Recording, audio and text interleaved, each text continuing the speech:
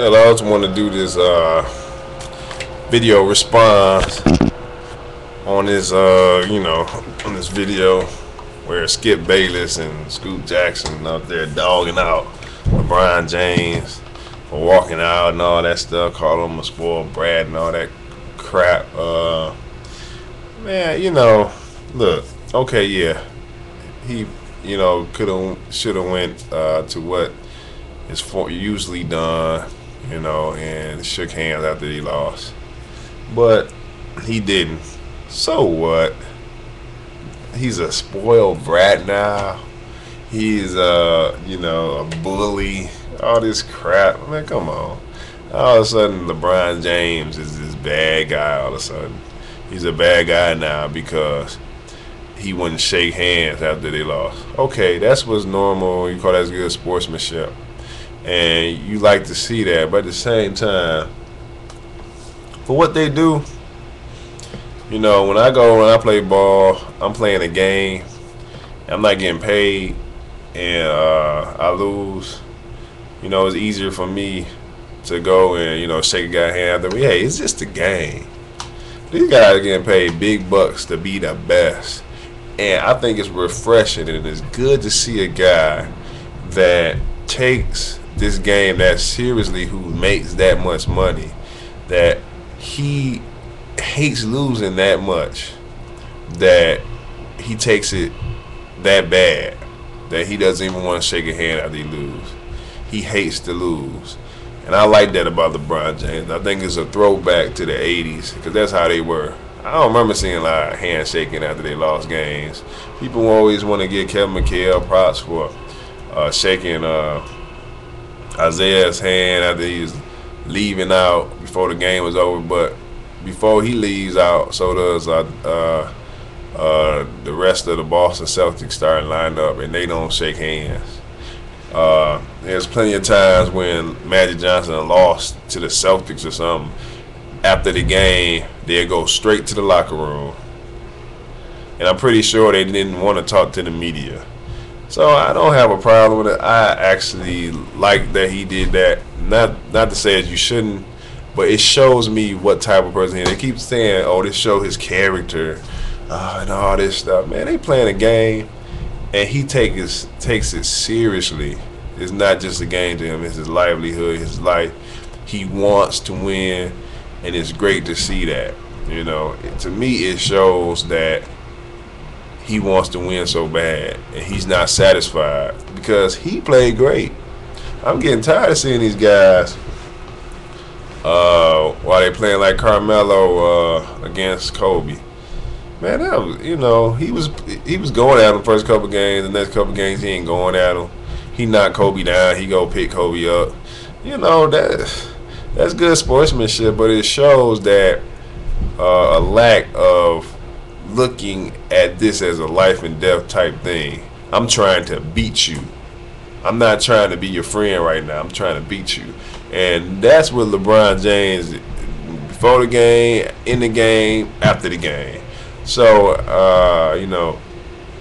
that's, to me, it's real silly to be making such a big deal out of this and indicting his whole character based on him not shaking after he loses a game. Yeah, that's a good saying. You could tell how a person really is, how they take a loss rather than a win.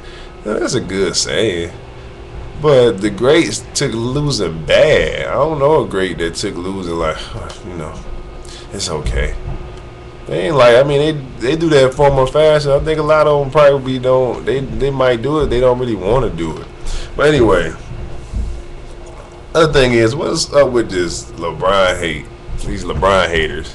Somebody put a message on one of my videos where I'm talking about LeBron and the Cavs needing Shaquille O'Neal. If he had Shaquille O'Neal, what they could do is have somebody that could hold down Dwight Howard. You ain't got to worry about double teaming. Dwight Howard still might get, even if he get his 20 to 25, if he does it, it's without a double team. You don't leave other people, then you can have people stay home on him. Shaquille O'Neal could give it to Howard the same way. And actually, Howard might need some help guarding him. So the thing is, So this guy gets on there talking about LeBron. I'm tired of this LeBron BS and LeBron ain't this, LeBron ain't that. Just like Skip Bayless basically dogging out LeBron like he's less than Kobe and stuff. Come on, man, stop the foolishness. Did you guys actually watch the series? The guy played great. I don't understand these foolish people who take a great player and put him down when he plays great and they lose. If they lose, then he didn't play good enough, and it's his fault because he's the best player on the team. You know, that's how it goes. That's how it was with Michael Jordan before he won his championship.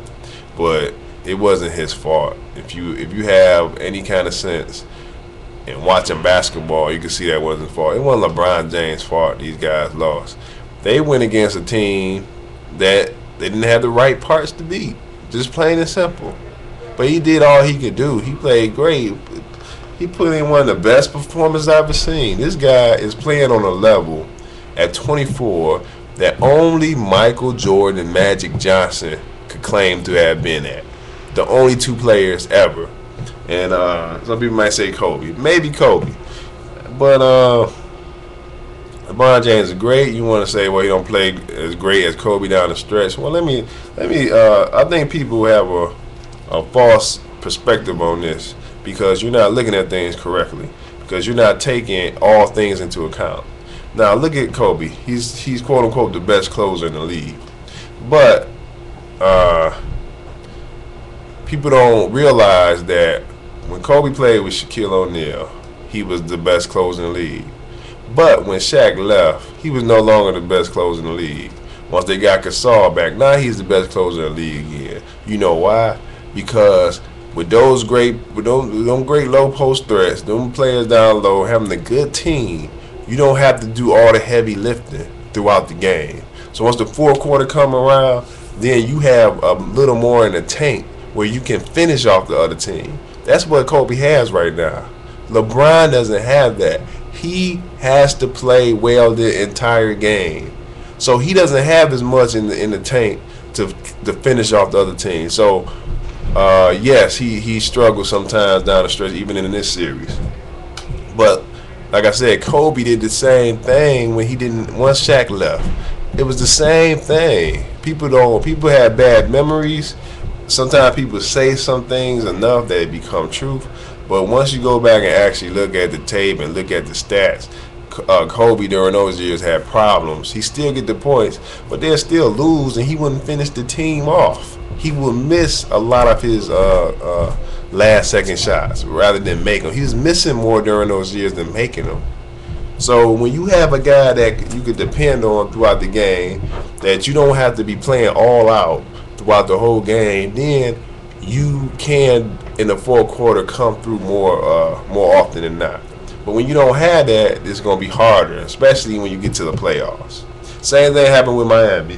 When Shaq was there, they worked the ball to Shaq in early, then Dwayne Wade finished them off. So even now, Dwayne Wade still is a good closer, but he still at times don't come through because he has to do all the heavy lifting. So that's what's happening with LeBron James, man. It ain't that he's not what Kobe is, or he's weaker than Kobe and he's not that great of a player. He still has a lot to learn. No, the guy he's past the lot to learn stage. He does not have a lot to learn. He just needs to have the right teammates. He's past that stage. Just like Michael Jordan, before he won his championship, he was already past that stage. But once he had got the right teammates and they were mature enough, then they start winning championships. That's all he needs. The guy played great. He played amazing in his playoffs. Man, I mean, he's been as good as Mike. He's been as good as Magic. He's been good as Shaq, Keem Olajuwon. He been this playoff season. That's the type of level of play he was playing on. And this guy has been playing. He's at 24. He's as good as anybody at 24. He has the ability to be even better than Michael Jordan. So stop the hate. This is sixth season. If he wins one in the seventh season, I believe that's the same year Jordan won his. He won 84, blah, blah, blah. Actually, his seventh season, same season. So stop hating on LeBron. LeBron hate is so silly. There's no reason to hate on LeBron James, because the boy is great. He's all around great person and a great player, great teammate.